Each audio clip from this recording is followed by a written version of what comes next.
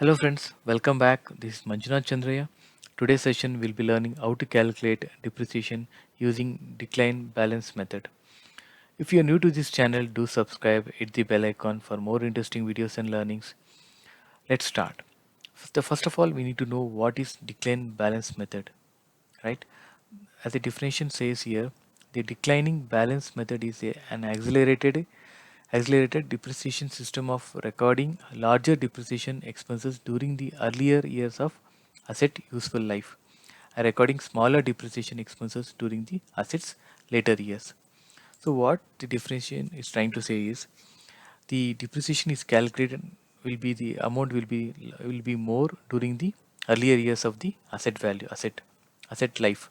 As the years are getting increased, the depreciation value also become decreasing.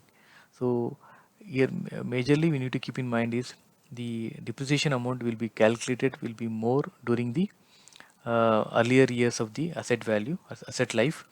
As the years getting ended, the even the depreciation value gets reduced. Let's see how it is calculated. So I have an example here. It says Ram has purchased an asset of $10,000 as a residual value of 750 after 5 years. We can calculate the annual decline balance depreciation method using decline balance method. So let's we understand this example. It says asset value is 10,000. The residual value is nothing but the value at the end of the lifespan of that particular asset. It's 750. What you will get the if you sell that asset after 5 years, you may get around $750 as a return. So it says 5 years. So we need to we need to categorize that using this here. Asset cost, salvage value is nothing but the residual value, asset lifespan. So how many years the asset life. So let's put the one by one. So 10,000 is the asset value.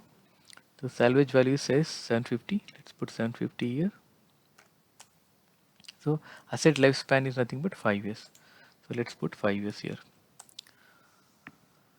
So I have a small schedule called as depreciation schedule. It's as the period, beginning value, depreciation and the end value. Let's put, so since it says 5 years, I'm just put the period. For period is nothing but 5 years. 1, 2. I'll just drag it down, right, for 5 years. So obviously beginning value is 10,000. So I can go ahead and select, or you can select this cell, right. So we need to calculate the depreciation, and the ending balance is nothing but the difference between the minusing the beginning balance minus depreciation will be your ending balance for that year. So let's get the depreciation value. For that there is a formula called dB, right. So we'll be using this formula. Let's type equals dB, okay, open bracket. So once you click open bracket, you can see a lot of options here. So you can directly go to the insert function. So you'll get the, so it has a list of things, boxes where it requesting you to add the values. So based on that, it will going to calculate the depreciation. So let's go and update each one by one. It says cost. Cost is nothing but the asset value. So we'll go ahead and select this cell. So as you select, so make sure that you freeze this because this will be a constant. So I'm going to freeze this cell to F4, right? Salvage value is nothing but the salvage value is what will be the end value of that asset when it completes the 5 years. So obviously it will be 750. So I'm going to select this. So life is nothing but 5 years, right? So I'm going to select this cell. So I need to freeze because these are the constant. So I'm going. So it is asking for the period and the month. So the which month you are trying to do, so or period. So period is nothing but we are calculating for the first period. So month is not required because we are calculating for a yearly basis. So we are going to ignore this month. So it says period. So period is first period. So I'm going to select this first period here. Select. So I'm not going to freeze this since I'll be copying this formula down so that I need to change it for second year, third year, and fourth, so on. So I'm not going to select here. So as I see, when I've selected the day period one, year one, period is nothing but the year one. So you can see the result here. $4,040 is the first month depreciation. And you can see the exam, so you can see selected period, it gives the explanation for that is the period of which they wants to be calculated the depreciation. So even it gives the definition of particular box, right? Let's click OK. So let's copy this formula down.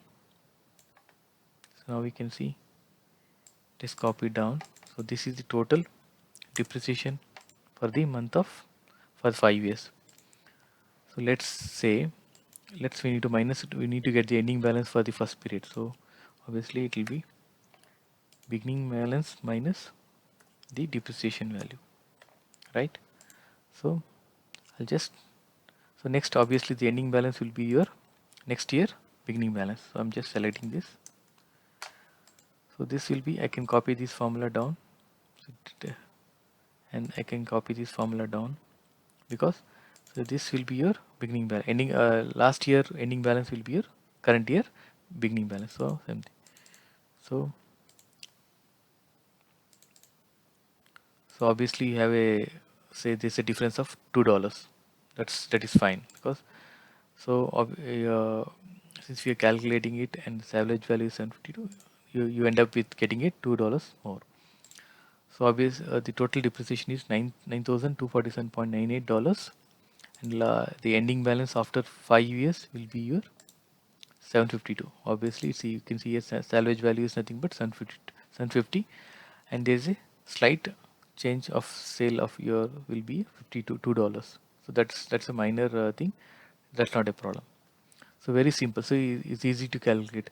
Where you're trying to put your formula, calculating, you're not sure what all the fields you need to take. But if you use this formula, DB, for the decline balance depreciation method, it gives you the headers and you can go ahead and update based on the headers. Once you update all this, just copy the formula down. As you can see, it is taking your value, and you is able to calculate the depreciation.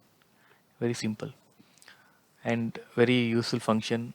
If you think this video was interesting, kindly subscribe, hit the bell icon for more interesting videos and learnings, and do like this video. And thank you for your time. Happy learning.